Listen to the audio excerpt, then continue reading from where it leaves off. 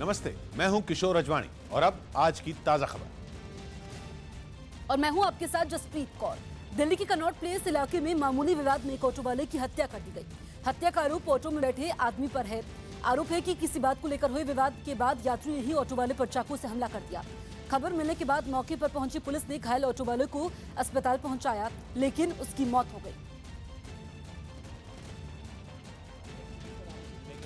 Connaught palace गए हुए थे और वहाँ पे एक्चुअली हम कोई काम से खड़े थे, उतने में एक रिक्शा वाला दौड़ते हुआ हमारे सामने आया और उसको खून से लथपथ था और हमारे सामने ही वो जैसे आया और उसने वो कुछ बोल नहीं पा रहा था, तो हम देख के एक बार उसको घबरा गए और उसको पूछा कि भैया क्या हुआ क्या हुआ। उतने में वो वहीं गिर गया। गिरने के बाद हमने उसको पूछा कि भाई क्या हुआ क्या, तो उसने हमको बताया कि मेरे को कोई पैसेंजर चाकू मार दिया है। और हमने पूछा वो कौन था, तो उसने बोला नेम मुझे नहीं मालूम वो कौन है, और वो हमें खान मार्केट से उस पैसेंजर को मैं लेके आया हूँ। खानपुर या खान मार्केट ऐसा कुछ एरिया है, वहाँ से मैं उस पैसेंजर को लेके आया, उसने मेरे को चाकू मार दिया। दीपक बिष्ट हमारे सहयोगी फोन लाइन पर मौजूद हैं। दीपक, बेहद चौंकाने वाला ये मामला है। अब पुलिस आरोपी की धरपकड़ के लिए क्या कुछ कर रही है? देखिए, बिल्कुल निश्चित तौर पर, क्योंकि कनॉट प्लेस से सटा हुआ है पार्लियामेंट स्ट्रीट थाना और यही का ये मामला है। और केजी मार्ग पर उस वक्त वारदात को अंजाम दिया गया जिस वक्त दोनों ऑटो चालक और ऑटो में जो बैठी सवारी थी वो कहीं निकल कर जा रहे थे। तो बताया जा रहा है कि अचानक उन दोनों के बीच किसी बात को लेकर बहस हुई है, लेकिन किस बात को लेकर बहस हुई ये अभी तक खुलकर सामने नहीं आ पाया। लेकिन पुलिस की टीमें जो है आसपास का सीसीटीवी फुटेज खंगाल रही, क्योंकि मृतक ने जो है अंतिम समय में जो आसपास के चश्मदीदों को बयान दिया था कि वो खानपुर या खान मार्केट जैसी जगह से सवारी को लेकर आ रहा था। तो पुलिस जो है उस जगह के सीसीटीवी फुटेज खंगाल रही, क्योंकि जहां से अंतिम क्षणों में ऑटो को लिया गया था। लेकिन किस बात को लेकर ये झगड़ा हुआ, जिसके बाद अचानक ऑटो में बैठी सवारी ने ऑटो चालक के ऊपर चाकुओं से हमला कर दिया। फिलहाल ऑटो चालक की जो है अभी तक पहचान नहीं हो पाई है, लेकिन पुलिस जो है इन्वेस्टिगेट कर रही है। बिल्कुल दीपक, आप नजर बनाए रखिए, अपडेट आपसे लेंगे। फिलहाल शुक्रिया। यूपी के इलाहाबाद में सड़क हादसे में एक बच्चे की मौत के बाद गुस्साए लोगों ने जमकर बवाल किया। आरोपी की तेज रफ्तार कार ने सड़क पार कर रहे 10 साल के एक बच्चे को कुचल दिया, जिसके बाद गांव के लोगों का गुस्सा फूट पड़ा। मौके पर जमा हुई भीड़ ने कार में तोड़फोड़ करने के बाद उसे आग के हवाले कर दिया और रोड पर ईंटें फेंक कर रास्ता ब्लॉक कर दिया। यही नहीं, एक्सीडेंट की खबर पाकर मौके पर पहुंची पुलिस को भी लोगों की नाराजगी का सामना करना पड़ा। नाराज लोगों ने कार के ड्राइवर की भी जमकर पिटाई की, जिससे वो बुरी तरह घायल हो गया। वहीं हादसे में बच्चे की मौत होने से उसके परिवार में मातम पसर गया। हालांकि बाद में पुलिस कर्मियों ने किसी तरह लोगों को समझा बुझाकर बच्चे के शव को पोस्टमार्टम के लिए भिजवाया और घायल ड्राइवर को हॉस्पिटल में एडमिट करवाया। राम मंदिर निर्माण की मांग को लेकर आमरण अनशन कर रहे महंत परमहंस दास को रविवार देर रात पुलिस जबरन उठा ले गई। इस बीच अनशन स्थल पर बैठे लोगों ने उन्हें जबरन ले जाने का विरोध भी किया, लेकिन वहां मौजूद पुलिस अधिकारियों ने लोगों को डांट कर चुप करवा दिया। बताया जा रहा है कि अनशन पर होने के कारण महंत की हालत लगातार खराब हो रही थी। माना जा रहा है कि इसी वजह से पुलिस उन्हें अनशन स्थल से हिरासत में लेकर इलाज के लिए अस्पताल ले गई है। ले जाने के समय कम से कम 100 लोग प्रशासन के वहाँ पर मौजूद थे। 100 से 150 की संख्या में प्रशासन अपनी पूरी एक जत्थे के साथ में आया। उसके साथ में एम्बुलेंस उत्तर प्रदेश की विद्यमान थी। प्रशासन ने महाराज जी बीमार हैं ऐसा कह करके एक साथ कम से कम 20 से 50 लोग आए और महाराज जी को जबरन उठा करके गाड़ी के अंदर नजर बंद करके एक साथ प्रशासन लेके चला गया। महाराज जी के पास कुछ लोग आए जो कि इससे पुलिसकर्मी के लोग नहीं थे, जो अन्य लोग बुलाए गए थे पुलिसकर्मी की तरफ से, वो आए और महाराज जी को घसीटते हुए यहाँ से ले गए। अजीत हमारे सहयोगी फोन लाइन पर मौजूद हैं। अजीत, पुलिस पर संत परमहंस को जबरन उठाने का आरोप लगा है। इस वक्त हालत कैसी है संत परमहंस की? बिल्कुल जसप्रीत, देखिए अयोध्या में राम मंदिर निर्माण को लेकर लगातार अनशन पर बैठे थे और जब जिस दिन राम मंदिर से जुड़ा एक फैसला आया था, नमाज अदा करने का मसला, उसी दिन उन्होंने ऐलान किया था कि हम आमरण अनशन बैठेंगे और 2 दिन बाद वो आमरण अनशन पर बैठ गए थे। और उन्होंने साफ तौर पर कहा था कि बीजेपी अगर राम मंदिर का निर्माण नहीं कराती है तो वो आमरण अनशन बैठेंगे और अपनी जान दे देंगे, क्योंकि लगातार बीजेपी वादा करती है कि हम मंदिर बनाएंगे, लेकिन मंदिर बनाती नहीं। दोनों जगह सरकारें हैं बीजेपी की, यूपी और केंद्र में, तो अध्यादेश लाए, कानून पारित करें। संत लगातार आक्रोशित हैं और जो रात की घटना हुई परसों में उन्हें अनशन से उठाने की कोशिश की गई थी फैजाबाद जिला प्रशासन की तरफ से, जो नाकामयाब हो गया था क्योंकि भारी भीड़ जुट गई थी और आज देर रात खुद सरकार के मंत्री सतीश महाना पहुंचे थे, उन्होंने मनाने की कोशिश की, नहीं माने तो प्रशासन ने जबरन उन्हें उनकी तबीयत खराब होने का हवाला देते हुए एम्बुलेंस में लाद कर जिला अस्पताल ले गई। हालांकि उनकी हालत अभी ठीक है, कोई ऐसी बात नहीं है जिससे ये उनकी खतरा हो उनकी सेहत को। हालांकि उन्हें ड्रिप दिया जा रहा है, जो दवाइयां हैं वो दी जा रही हैं, क्योंकि लगभग 1 हफ्ते से अधिक का वक्त हो गया वो आमरण अनशन पर बैठे थे। तो सरकार ये जानती थी कि अगर कहीं गलती से आमरण अनशन के दौरान उनका शरीर जो है पतला हो जाता है या फिर उनकी मौत हो जाती है, ऐसी कोई असामयिक घटना घट जाती है तो सरकार के सामने बहुत बड़ी चुनौती होगी। लिहाजा बिल्कुल, इसीलिए उन्होंने अनशन स्थल से उठा दिया। जीत, आप नजर बनाए रखिए, आपसे हम अपडेट लेंगे। फिलहाल आपका इस तमाम जानकारी के लिए शुक्रिया। राजधानी दिल्ली में वायु प्रदूषण के साथ अब ध्वनि प्रदूषण पर शिकंजा कसने की तैयारी तेज कर दी गई है। ध्वनि प्रदूषण पर लगाम कसने की जिम्मेदारी दिल्ली पुलिस को दी गई है। द टाइम्स ऑफ इंडिया की एक रिपोर्ट के मुताबिक दिल्ली पुलिस ने ध्वनि प्रदूषण कम करने के लिए राजधानी में 60 नो हॉन्किंग जोन बनाने की योजना बनाई है। नो हॉन्किंग जोन यानी वो इलाके जहां हॉर्न बजाने पर पूरी तरह से रोक होगी। दिल्ली के नो हॉन्किंग जोन में आईटीओ, आश्रम चौक, करोल बाग और पटेल नगर जैसे इलाकों के साथ रिंग रोड पर मौजूद कई इलाके शामिल हैं। पुलिस ने बताया कि नो हॉन्किंग जोन में हॉर्न बजाते पकड़े जाने पर 100 से 300 रुपए तक का जुर्माना वसूला जाएगा। सीपीसीबी यानी सेंट्रल पोल्यूशन कंट्रोल बोर्ड की एक रिपोर्ट में दावा किया गया कि दिल्ली में सबसे ज्यादा ध्वनि प्रदूषण हॉर्न बजाने की वजह से होता है। हालांकि रिपोर्ट में दिल्ली पुलिस के पास ध्वनि प्रदूषण की निगरानी और नियम तोड़ने वालों पर कार्रवाई के लिए पर्याप्त संसाधन नहीं होने की बात भी कही गई। आतंकियों की धमकी और राजनीतिक दलों के बॉयकॉट के बीच घाटी में आज स्थानीय निकाय के पहले चरण का मतदान है। चुनाव के लिए जम्मू कश्मीर पुलिस ने पुख्ता इंतजाम किए हैं। पूरे जम्मू कश्मीर में 422 म्यूनिसिपल कमेटी की सीट पर आज सुबह 8 बजे से मतदान होंगे। आज श्रीनगर के 3 वार्ड में भी मतदान होगा। निकाय चुनावों के दूसरे चरण में 10 अक्टूबर, तीसरे चरण में 13 अक्टूबर और चौथे चरण में 16 अक्टूबर को मतदान करवाया जाएगा। वहीं 20 अक्टूबर से मतगणना की जाएगी। बड़े अच्छे माहौल में जम्मू में चुनाव हो रहा है और हमें पूरी उम्मीद है कि हाईएस्ट वोटर टर्नआउट यहाँ होगी। और हम आपके माध्यम से ये अपील भी करते हैं लोगों से कि वो ज़्यादा से ज़्यादा संख्या में आके अपना वोट कास्ट करें, क्योंकि ये जो वोट है ये उनकी डेवलपमेंट के लिए वोट है। जो कुल मिलाकर के मुझे सभी वार्डों में जाने का मौका मिला। अभी तो शहर पर हमने फोकस किया है, तो उस जो लोगों की तरफ से समर्थन मिल रहा है उससे लगता है कि भारतीय जनता पार्टी 2/3 से मेजॉरिटी से ज़्यादा लेकर के जीतेगी। रिफत हमारे सहयोगी फोन लाइन पर मौजूद है। रिफत, आज निकाय चुनावों का पहला चरण है और अलगाववादियों की तरफ से धमकी भी दी गई है और ऐसे माहौल में चुनाव हो रहा है, प्रशासन की तरफ से क्या इंतजाम किए गए हैं? देखिए, मैं आपको बता दूं, यहाँ पे सिक्योरिटी के सख्त इंतजाम किए गए हैं, क्योंकि आज जैसा पहले ही आपने कहा कि मिलिटेंटों की तरफ से भी धमकी दी गई है। अलगाववादी नेताओं ने कहा है कि इलेक्शन बॉयकॉट किया जाए, तो ऐसे में यहाँ पे थोड़ा सिक्योरिटी का इशू रह जाता है। लेकिन कैंडिडेट्स भी उतने ज़्यादा नहीं है मैदान में, कैंडिडेट्स बहुत कम है और उसमें से काफ़ी सारे ऐसे कैंडिडेट्स भी हैं जो अनअपोजिट जीत गए हैं, जिसमें बीजेपी के काफ़ी सारे कैंडिडेट्स हैं। क्योंकि जिस तरीके से थ्रेट आ गया है, मिलिटेंटों ने धमकी दी, तो बहुत सारे लोगों ने जो है अपने आप को इस चुनावी प्रक्रिया से दूर रखा, कैंडिडेट्स नहीं मिले। कई ऐसे वार्ड्स भी हैं जहां पे कोई भी कैंडिडेट कंटेस्ट नहीं कर रहा है। तो कुल मिला के अभी 400 के करीब जो है 422 के करीब वार्ड्स पूरे जम्मू कश्मीर में हैं जहां पे आज वोटिंग होनी है। और श्रीनगर म्यूनिसिपल कॉरपोरेशन और जम्मू म्यूनिसिपल कॉरपोरेशन खास है इसमें, क्योंकि उसमें मेयर चुना जाता है।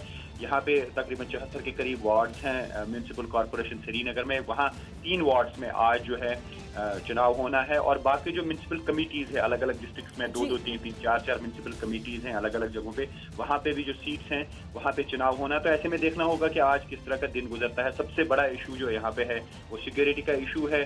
अब देखना ये होगा कि क्या पीसफुल रहेगी ये पोलिंग या नहीं। और ऐसी उम्मीद की जा सकती है कि शांतिपूर्ण रहे। रिफत, आप हमारे साथ नजर बनाए रखिए इस खबर पर, साथ ही बने रहिए। अगली खबर पर भी हम आपसे अपडेट लेंगे।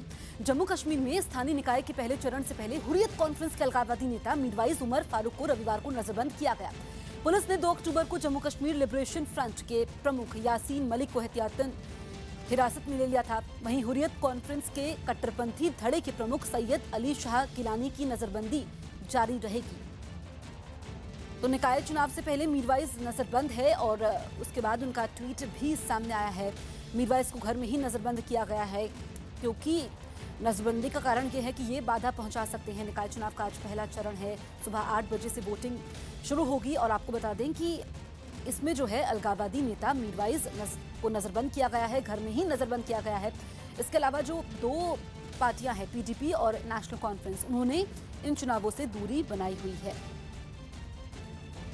बॉर्डर पर दुश्मन को पस्त करने और सुरक्षा बल के जवानों के साथ आम लोगों की सुरक्षा के लिए सरकार एक नई रणनीति पर काम कर रही है, जिसके तहत सीमा पर अत्याधुनिक बंकर बनाने के साथ ही फेंसिंग सिस्टम को भी मजबूत किया जाएगा, जिसके लिए एनबीसीसी यानी नेशनल बिल्डिंग कंस्ट्रक्शन कॉर्पोरेशन की मदद ली जा रही है। इन बंकरों को बनाने के लिए प्रीकास्ट टेक्नोलॉजी का इस्तेमाल होगा, जिसमें बंकर के हिस्सों को पहले बनाया जाएगा और फिर बॉर्डर पर ले जाकर जोड़ दिया जाएगा। इनोवेटिव आइडियाज यूज किए गए हैं, डिफिकल्ट एरिया में काम किया जा रहा है, टेक्नोलॉजी यूज की जा रही है, तो डिफरेंट।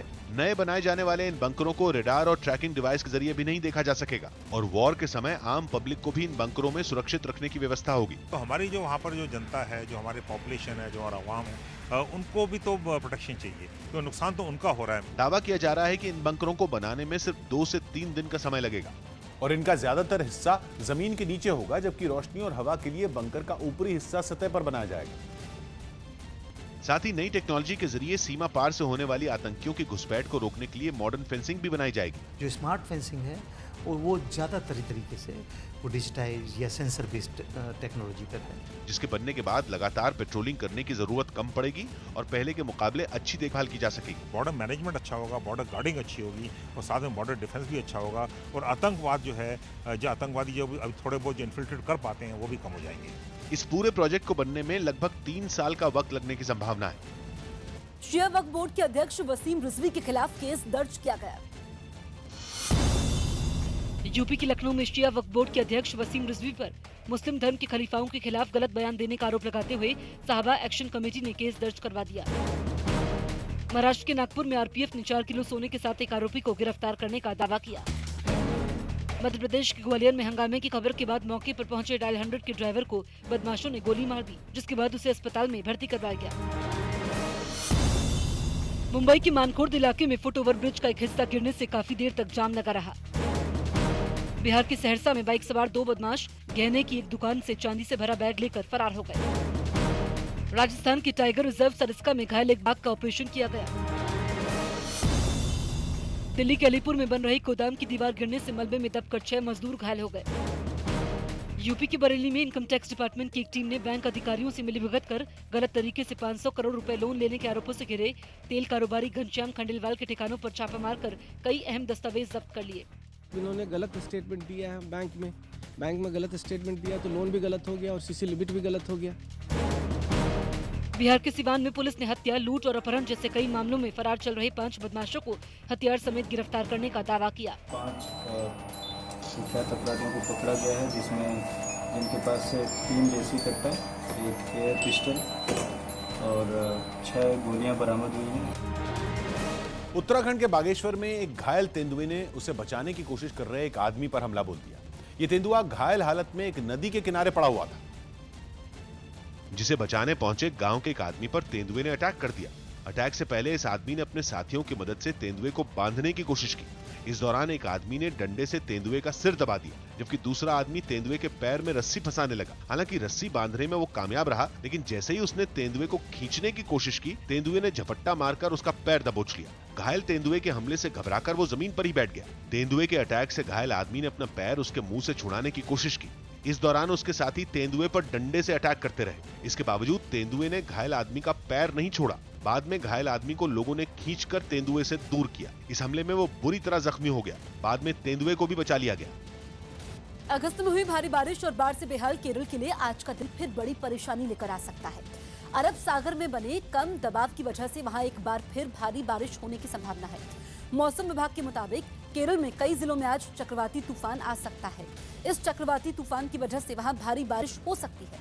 यही नहीं, तमिलनाडु और पुडुचेरी में भी भारी बारिश की आशंका है। तूफान के हालात को देखते हुए कोस्ट गार्ड को अलर्ट पर रखा गया है। साथ ही इस बीच समंदर में भी तेज लहरें उठने की संभावना है, जिसकी वजह से मछुआरों को समंदर में न जाने की सलाह दी गई है। बीजेपी अध्यक्ष अमित शाह ने पार्टी प्रवक्ताओं और मीडिया प्रभारियों को जीत का मंत्र देते हुए कहा कि 2019 के चुनाव में पार्टी 2014 से भी बड़ी जीत हासिल करेगी। सूत्रों के मुताबिक अमित शाह ने कहा कि ये जीत केंद्र सरकार के कामों के आधार पर मिलेगी। बीजेपी अध्यक्ष ने प्रवक्ताओं को बताया कि 2019 का चुनाव देश को जोड़ने वाले और देश को तोड़ने वाले विपक्ष के बीच है।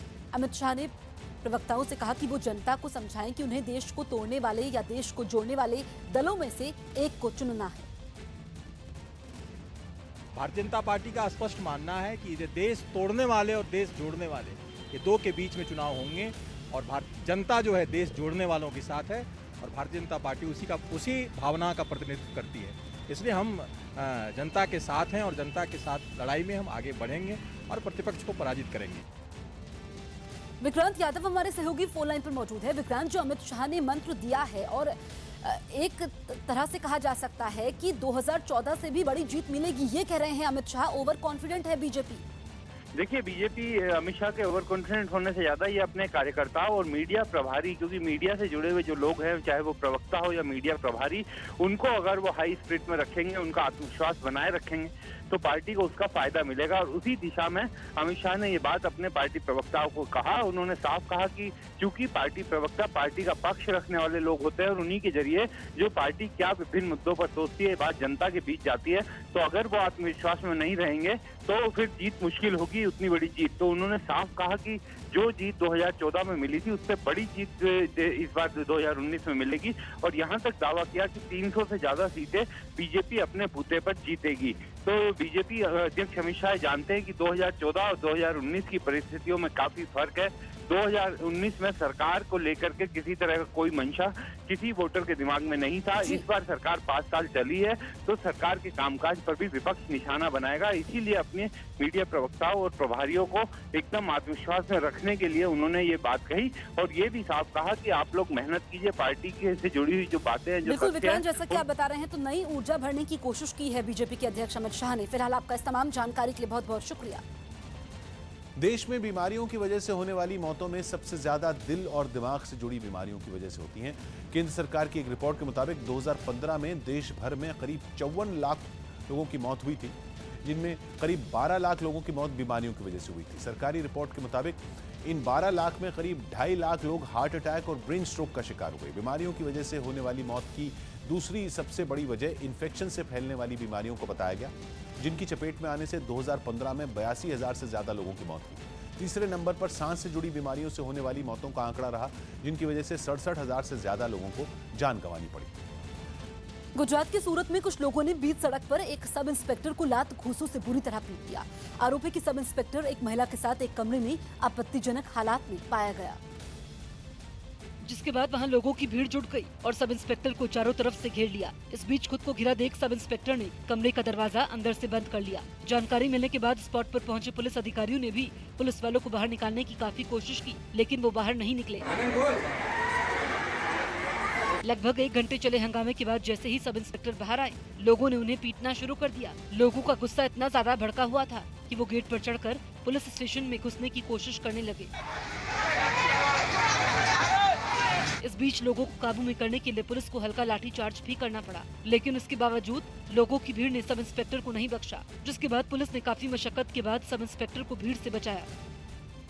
असम के हाइलाकांदी में विधानसभा के डिप्टी स्पीकर कृपानाथ मल्हा हाथी पर से गिर गए। डिप्टी स्पीकर बनने के बाद पहली बार अपने गृह जिले पहुंचने पर लोगों ने उनका जोरदार स्वागत का इंतजाम किया था और एक हाथी पर डिप्टी स्पीकर कृपानाथ मल्हा को बैठाया गया। कृपानाथ मल्हा हाथी के महावत के साथ उस पर बैठ गए, लेकिन तभी कुछ लोगों ने वहां पटाखे फोड़ दिए, जिससे हाथी बिगड़ गया और महावत समेत डिप्टी स्पीकर नीचे गिर गए। जैसे ही वो नीचे गिरे, वहां मौजूद लोग भागकर डिप्टी स्पीकर को बचाने पहुंच गए, लेकिन डिप्टी स्पीकर कृपानाथ मल्हा खुद ही उठ खड़े हुए। हालांकि इस हादसे में कृपानाथ मल्हा को चोट नहीं आई और वो बाल बाल बच गए, जिसके बाद वो एक खुली जीप में सवार होकर आगे बढ़ गए। इससे पहले डिप्टी स्पीकर कृपानाथ मल्हा हाइलाकंदी के राताबारी गांव पहुंचे, जहां लोगों ने उनका हार पहनाकर और फूल देकर जोरदार स्वागत किया। तनुश्री दत्ता विवाद में आज प्रेस कॉन्फ्रेंस पर सफाई देने से नाना पाटेकर पीछे हट गए हैं। नाना पाटेकर के बेटे ने रविवार को बताया कि नाना प्रेस कॉन्फ्रेंस नहीं करेंगे। शनिवार को मुंबई पहुंचने के बाद नाना पाटेकर ने पीसी करने का ऐलान किया था और कहा था कि वो खुलकर इस मुद्दे पर बात करेंगे।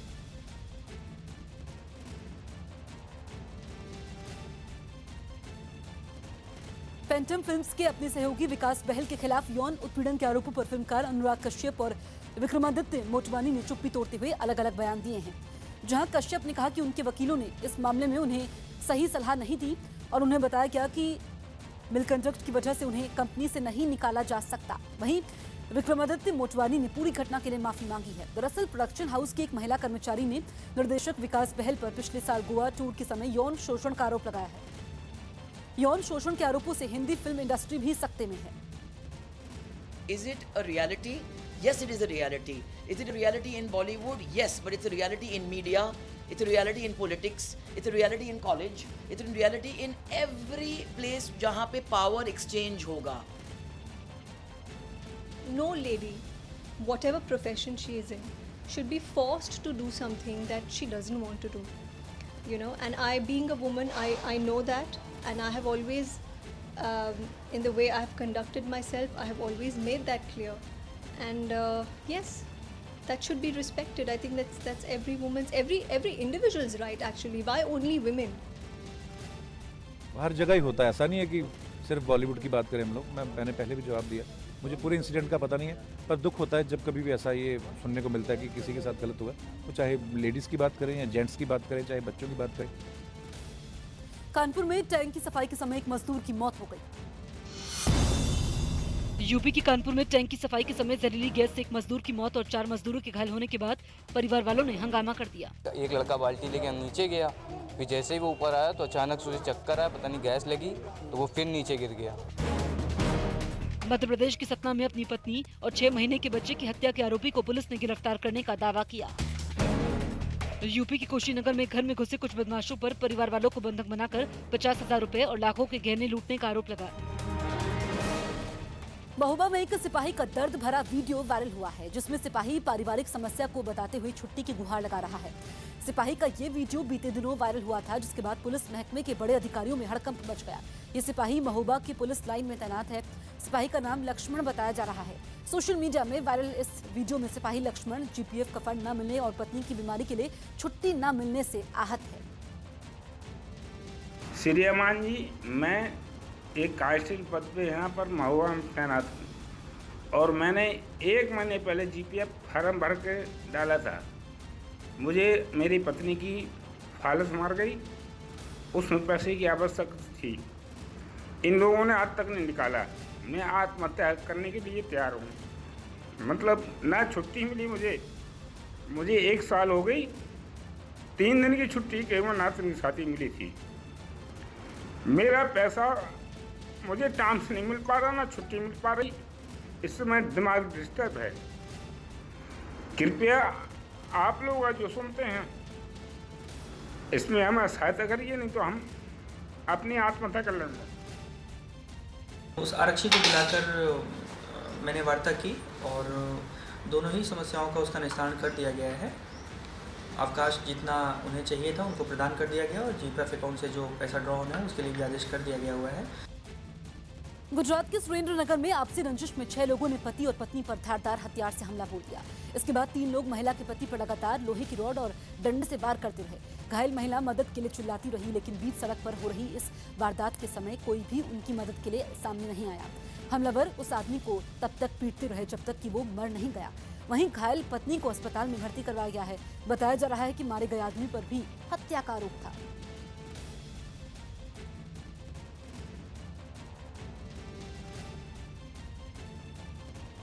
मुंबई के मरीन ड्राइव पर एक आदमी का शव मिलने से हड़कंप मच गया। शव पत्थरों के बीच फंसा हुआ था। रविवार रात को मरीन ड्राइव पर शव मिलने के बाद लोगों ने पुलिस को खबर दी। इसके बाद मौके पर पहुंची पुलिस ने शव को पोस्टमार्टम के लिए अस्पताल भिजवा दिया।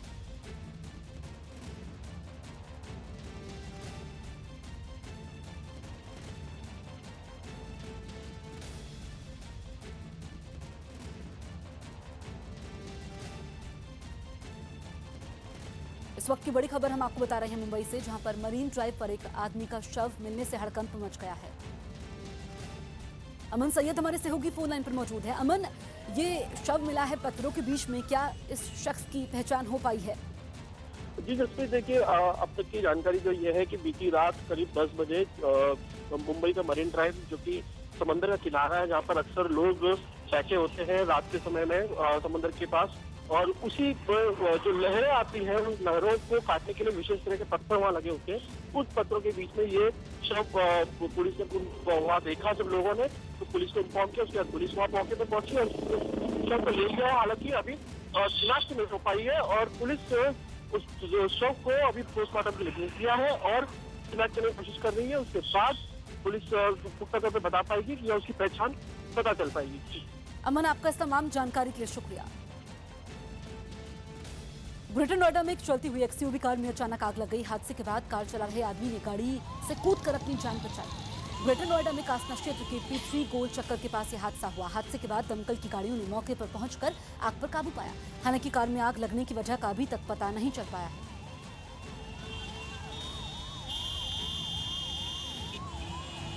तो ये तस्वीरें आप देख सकते हैं, दमकल की गाड़ियों ने आग पर काबू पाया। कार चालक ने कूदकर अपनी जान बचाई। अचानक से इस गाड़ी में आग लग जाती है। हालांकि राहत की बात यह रही कि कार चालक समय पर कार से कूद गया था। कारण क्या रहे ये अभी तक पता नहीं चल पाया है, लेकिन आग काफी भीषण थी और इस आग में पूरी कार जलकर खाक हो गई। सूरत में लावारिस कुत्तों ने एक 9 साल के बच्चे पर हमला कर दिया। पास मौजूद महिला ने बच्चे को कुत्तों के चंगुल से छुड़ाया। घायल बच्चे को अस्पताल में भर्ती करवाया गया, जहां उसके शरीर पर 35 जगह कुत्तों के काटने के घाव मिले हैं। एक दूसरी घटना में कुत्तों ने एक बच्चे पर हमला कर दिया। कुत्ते के हमले का ये वीडियो पास लगे CCTV में कैद हो गया, जिसमें बच्चा अचानक हुए कुत्ते के हमले के बाद भागता नजर आ रहा है।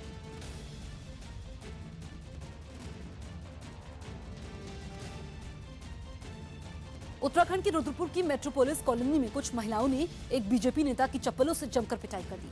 आरोप है कि बीजेपी नेता अश्विनी अरोड़ा ने इलाके की एक महिला के साथ छेड़छाड़ की, जिसके बाद वहां रहने वाले कुछ लोग भड़क गए और बीजेपी नेता को घेर लिया। लोगों से बचने के लिए बीजेपी नेता अश्विनी अरोड़ा एक फ्लैट में छिपने की कोशिश करने लगे, लेकिन एक महिला ने उन्हें पकड़ लिया।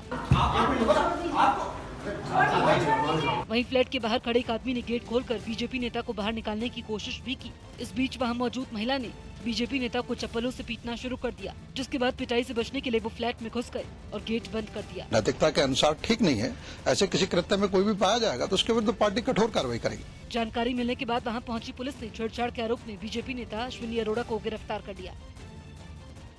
खाद्य विभाग ने गोदाम में छापा मारकर 630 किलो मिलावटी पनीर जब्त किया। जानकारी के मुताबिक त्योहारों से पहले बाजार में मिलावटी दूध के बाद अब मिलावटी पनीर भी बेचने की तैयारी थी। बताया गया कि ये पनीर केमिकल से बनाया गया था।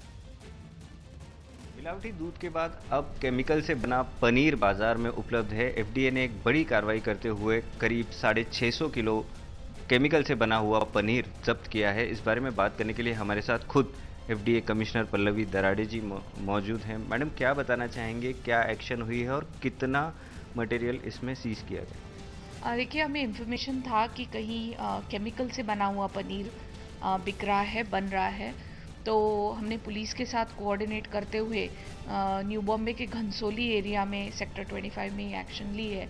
और वहाँ जाने के बाद हमें ऐसा पता चला है कि करीबन 650 किलो का पनीर जो है वहाँ आर्टिफिशियल तरीके से बन रहा था। पनीर वैसे तो दूध से बनना चाहिए, बट उसमें बाकी मिलावटी चीज़ें डालकर भी ये पनीर बन रहा था और उस पर हमने एक्शन ली है। और क्या क्या इसके साथ सीज किया गया है, क्या बताएं? देखिए, पनीर तो दूध से बनना चाहिए। इसमें स्किम मिल्क पाउडर यूज़ हुआ था, फिर इसमें वेजिटेबल ऑयल, सनफ्लावर ऑयल इसमें यूज़ हुआ था, फिर इसमें कुछ केमिकल्स भी डाले गए थे जो कि बिल्कुल अलाउड नहीं है हमारे एक्ट के अकॉर्डिंगली। तो उस पर हमने सारा वो सीजर किया है और उस पर हमारी आगे की कार्रवाई शुरू है।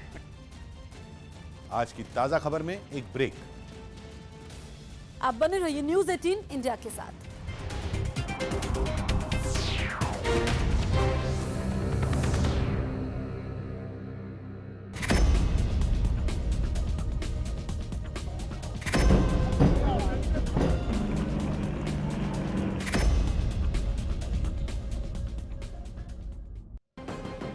News 18 India mega prime time में देश के सभी शहरों में आज तक को पछाड़कर बना नंबर 1।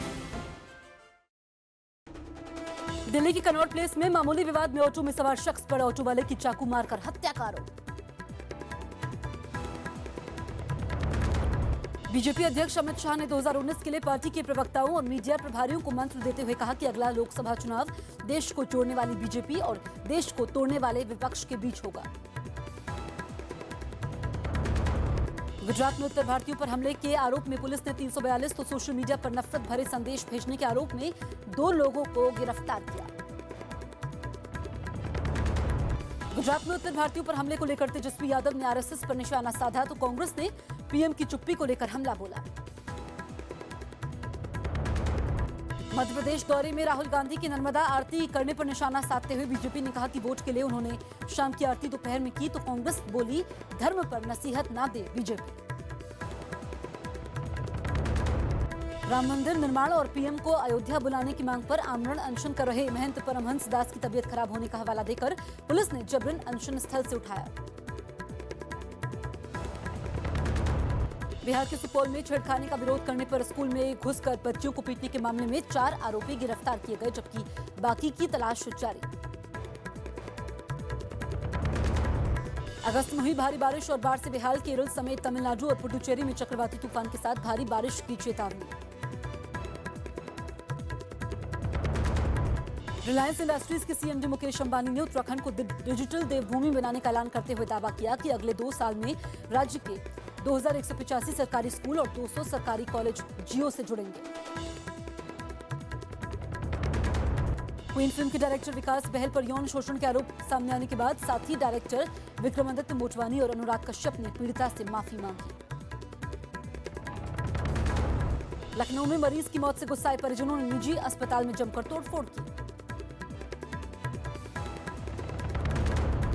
हिंसा की झटपट खबरों के बीच जम्मू कश्मीर निकाय चुनाव के पहले चरण में 422 सीटों पर मतदान आज।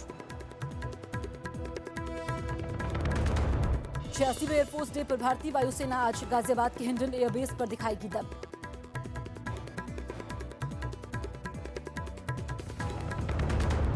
अमेरिका के न्यूयॉर्क में 2 कारों की भिड़ंत के बाद सड़क पर चल रहे लोगों की कुचले जाने से 20 की मौत हो गई। ईरान के 3 राज्यों में अचानक आई बाढ़ की वजह से मची तबाही में 7 लोगों की मौत हो गई।